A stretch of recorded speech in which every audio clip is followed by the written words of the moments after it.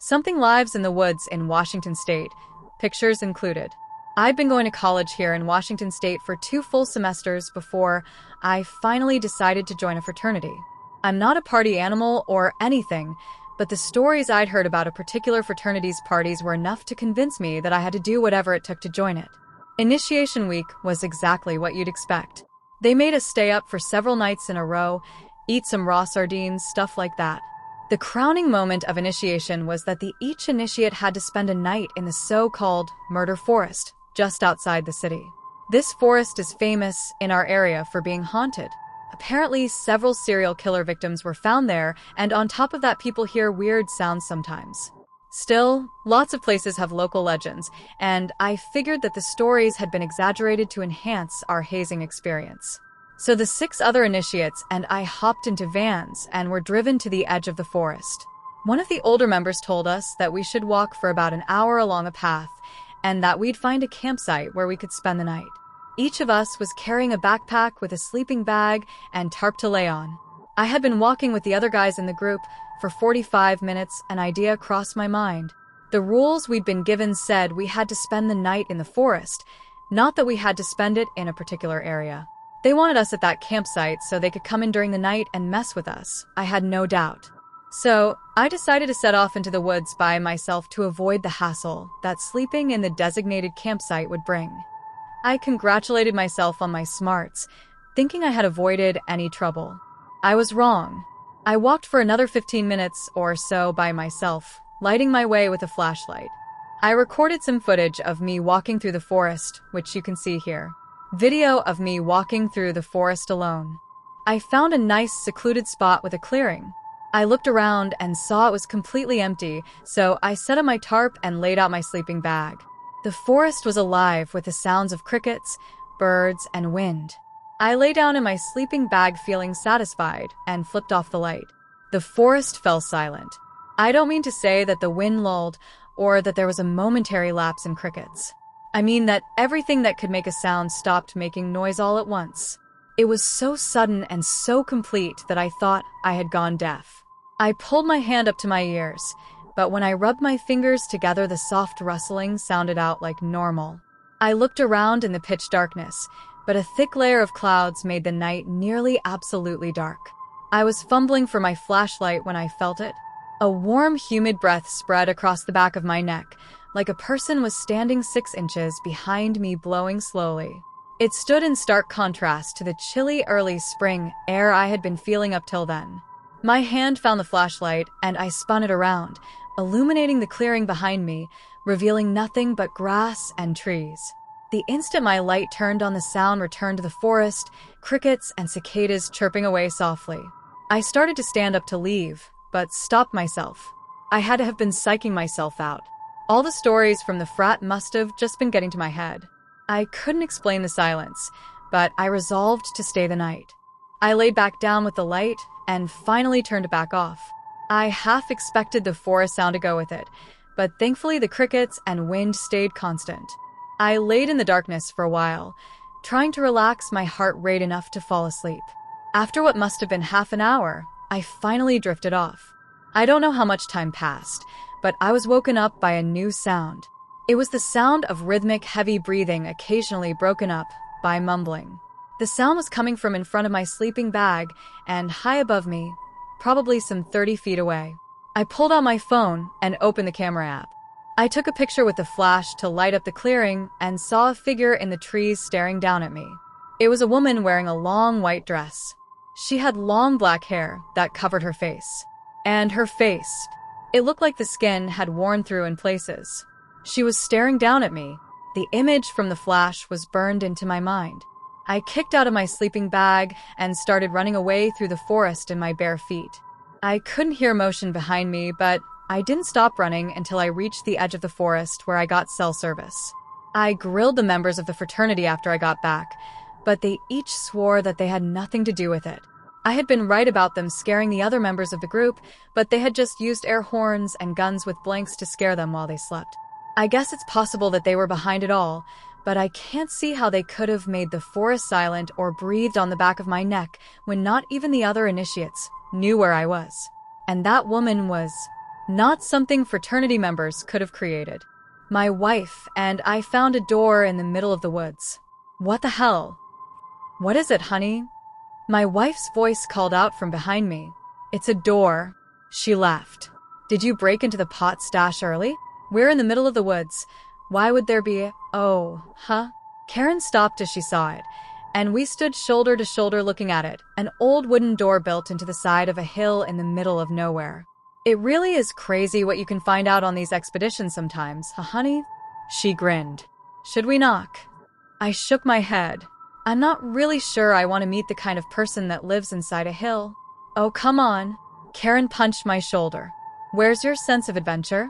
Karen strode up to the door and gave it a polite knock. Hello, I'm looking for a Mr. Beard, a Mr. Treebeard?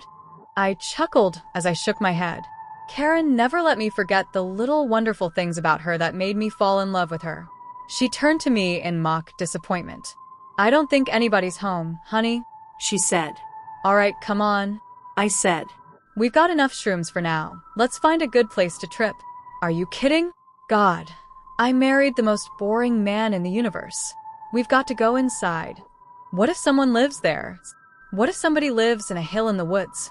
I think the man who built his house underground in a forest will be understanding if we offer to share some of our pot with him. You assume that just because he lives in a hill he smokes pot? I don't know, Karen. That's pretty racist. Racist? Against who? Tree people, obviously. Who else? Karen laughed and punched me in the shoulder again. I feigned being hurt, even though I loved it when she did that. All right, I finally agreed. After all, if I didn't completely ignore common sense sometimes, I wouldn't be married to you in the first place. You're really funny. After I kick you out of the house, maybe you can live with Mr. Treebeard out here in the woods. I chuckled and tried the knob. The door was unlocked. As we pushed it open, we were greeted by a damp, mossy smell. The room inside was pitch black, but it seemed to be made entirely of rock, not dirt like I had expected. Hold on a second, I said, sliding the pack off onto the ground and fumbling around inside for the flashlight. I flipped it on and scanned the walls. What the? The walls were all covered in some sort of nonsensical carvings. It reminded me of when we'd studied Egyptian hieroglyphics in school. What is this, wingdings? Karen joked. I didn't answer. I had gotten the sudden feeling that I was being watched. I swung the flashlight to the back wall, only to discover that there wasn't one. The passage continued on and sloped downwards until the flashlight beam ended on the ceiling about 30 feet away. Karen, I think we should dash. Hold on, what's that? Karen pointed to a dark spot on the floor, and I pointed the flashlight down to illuminate it. It was some kind of black liquid. Motor oil. I joked. But Karen's wasn't joking around. She knelt down to look at the puddle. It's blood, Danny, she said. And look, it's leading down inside. I tilted the flashlight up. She was right. There was a blood trail leading deeper into the cavern. It's probably just an animal, I said. We should go. But Karen was already tying her hair up the way she did at work. She cupped her hands to her mouth. Hello, she called out. I heard the call echo down the chamber, which must have been much larger than we had originally thought. Is anybody down there? Silence. But then, a barely audible call answered. Help. The call sounded like it was coming from deep within the cavern. When I heard it, all the hairs on the back of my neck stood up, and there was a sinking feeling in my chest. My every instinct started telling me to get the fuck out of this place. Karen, it could be some sort of trap, I said. Let's call the park rangers and then get the fuck out of here. Somebody's hurt down there, Danny, she said sternly. But then her expression softened a bit. Sorry, honey. This is what you got yourself into when you decided to marry a nurse. I sighed. I knew there was no stopping Karen once she had set her mind to do something, but I kept a tight grip on the heavy mag flashlight as we proceeded down the passageway. The blood trail got thinner as we walked deeper into the cavern. Whoever it was must have lost most of their blood in the antechamber. But if they were hurt out there, why had they retreated further into the cavern? Why not go outside where they had a chance of being found? It didn't make any sense. The air grew hotter and more humid as we went further down the increasingly steep slope, and a pungent smell of mold invaded our nostrils. I coughed as I breathed the horrid air. Where did all this dust come from? The deeper sections of the cavern walls had been cracked open by tree roots that had burrowed their way through the stone. What the fuck is this place? I whispered to Karen. Maybe some sort of makeshift survival bunker? She guessed. She cupped her hands to her mouth again. Hello. Her shout echoed down the hallway. If you can hear us, stay calm. We're going to help you get out to safety. Help. The voice was a little louder this time. We must be getting closer, I thought. But the sense of revulsion I felt on hearing the voice only got worse. Did she not feel it? As we went deeper inside, we found where the blood trail ended. There was a long smear of it on the ground. It looked like somebody had been dragged across the floor while bleeding heavily. And then it just stopped. Not even a drop after that. The walls of the cavern had now been almost completely overrun by roots, and breathing was getting difficult as the air had grown hotter and more choked with dust. Help. The voice was very close now, and I could now make it out more clearly. It sounded strange, all breathy and raspy, like a crude imitation of what a person should sound like. The floor had now become so steep it was impossible to go any further without risking a fall into God knows what. We got to get down to him somehow. Karen wheezed out. She must have been having even more trouble breathing in the hot, thick dust than me. I've got it, I said. You stepped back. I pulled out the length of rope we'd brought in our emergency gear and tied it to one of the thick roots springing through the walls of a cave. I gave it a few firm tugs to make sure it was secure before tying the other end around my waist. I'd never wanted to turn around and go home so badly, but I knew there was no way Karen would leave without seeing this through. I started the climb down carefully, leaning over and moving the flashlight around to try to see what was going on without slipping and falling.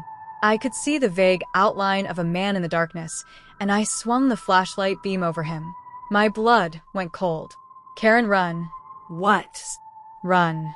My breath was knocked out as the rope yanked back against my waist. I hoped it was Karen pulling, but I knew it wasn't. She wasn't that strong. I landed on the ground hard, and the rope continued to pull me backwards. Danny, what the fuck is Dash? Run, god damn it. She started to back away as the roots on the walls all started to move, slowly snaking their way towards us. I sawed through the rope with my pocket knife and stumbled forward into a sprint, yanking Karen along with me. She wouldn't have hesitated if she'd seen what I had.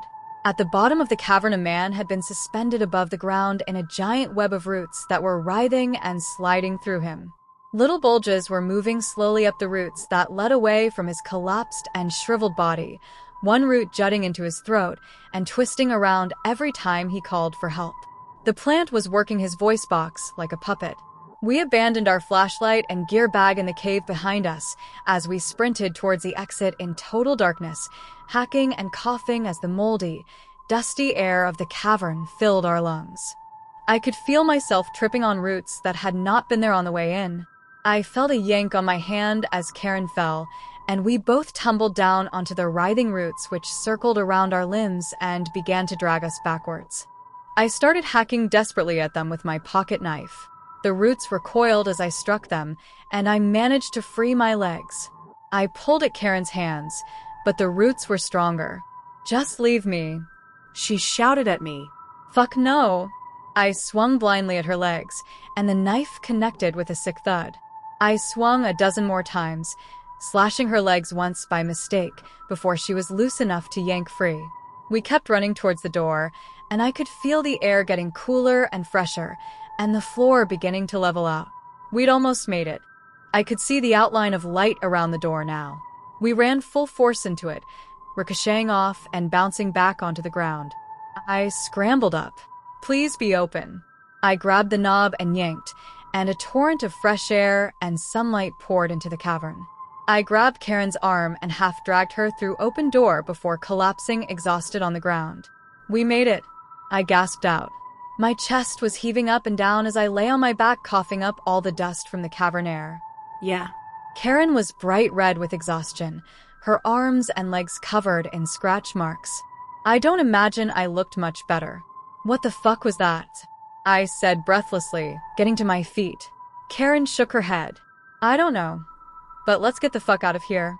I helped Karen to her feet, and we both stood there panting and coughing with our hands on our knees. Karen coughed something up into her hand. "Danny," she said, showing it to me. It was a small leaf.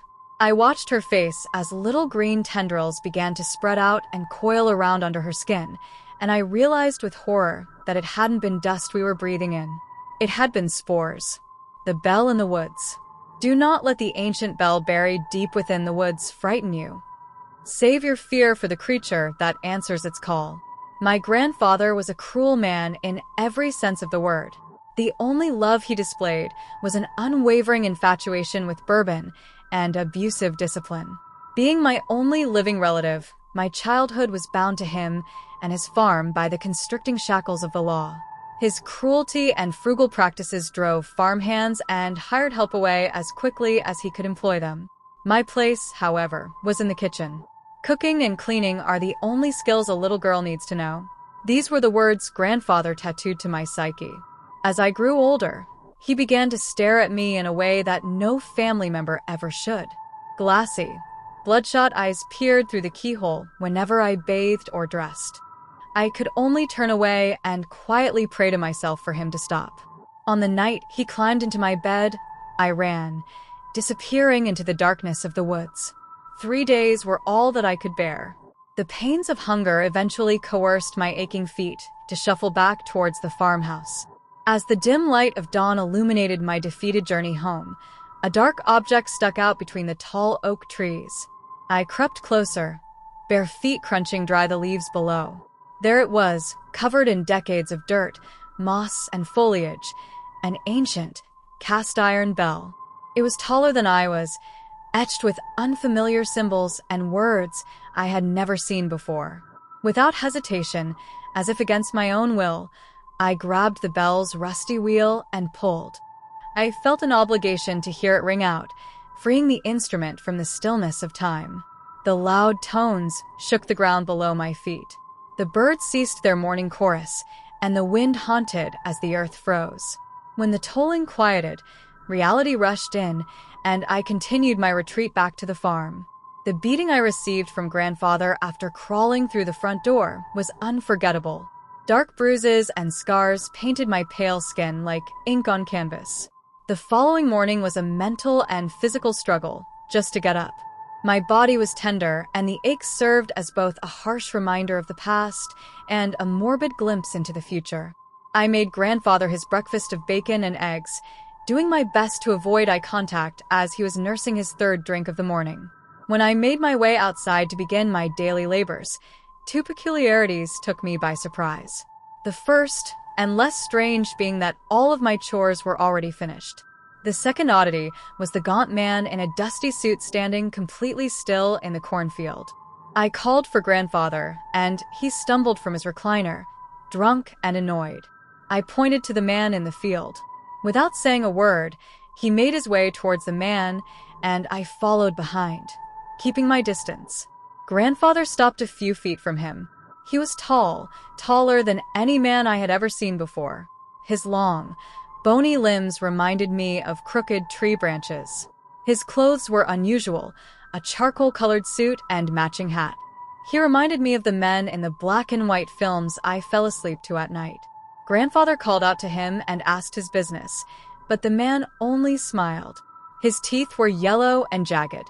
His eyes were beady and black. I never saw him blink despite the hot, summer sun beaming down on his face. Grandfather inquired once more, and he was met with the same smiling silence yet again. Infuriated, grandfather threatened to shoot him if he did not leave his land. Hearing this, I spoke up and informed grandfather of the stranger's generous labor. Grandfather gave the man a confused look, which was quickly replaced once again with annoyance. "I guess you were expecting payment for your work then? Is this your idea of an application?" Grandfather asked. The man shook his head no, the permanent smile still plastered to his wrinkled face. Grandfather continued, "Well then, what do you want, huh?" The man slowly rubbed his flat belly in a circular motion. Grandfather beamed. "Work for food? Now that's a deal I'll take any day. Come on back to my house, and the girl will whip you up something to eat." They strolled towards the house, and grandfather commended him. As the man turned, I noticed a deep, grotesque scar on his neck, oozing green liquid. The lattice pattern made it look as though he had once been cut in two and then sewn back together. I shivered in fear. I prepared a lunch of sandwiches and potatoes for grandfather and the mysterious guest. When I set the plates down, the man tore into the food like a starving animal. Within only a few seconds, he handed me the spotless plate. Amazed, I took it back and prepared another helping for him. Again, he ate it with ferocity. I looked to grandfather and asked him what I was to do. He responded with the back of his hand and barked for me to make him more. And so I did. 8 servings later, the bizarre, lanky man was finally satiated. After lunch, the man quietly rose from the table, walked outside, and disappeared into the woods. I rummaged through the kitchen for any leftover scraps. The next morning, the man completed the chores before I awoke, and again, I made him a meal of tremendous proportions. This routine continued for months, cooking and cleaning for grandfather and the gluttonous stranger. And still, he never spoke. As time went on, our food diminished, and my own hunger grew, both for food and freedom from the labor. On a cold, winter afternoon, our food finally ran out.